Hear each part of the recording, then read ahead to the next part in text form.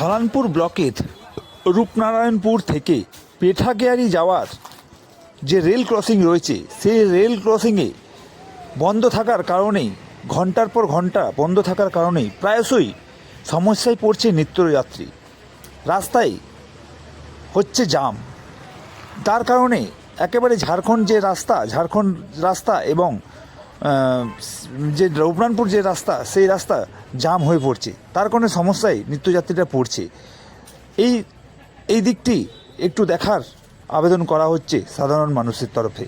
তাছাড়া এইখানে কোনো ট্রাফিক পুলিশ না থাকার কারণেও প্রায়শই জাম হয়ে পড়ে এই জায়গাটিতে। তো স্থানীয় মানুষেরা অভিযোগ করেছেন এখানে একটি ট্রাফিক পুলিশ যেন দেওয়া হয়। প্রায়শই এই এলাকায় এরকমভাবে জাম হয়ে থাকে, প্রায় ঘন্টার পর ঘন্টা এই এলাকায় জাম থাকে। তো প্রশাসনের কাছে আবেদন করা হয়েছে যাতে এই জাম মুক্ত থাকে।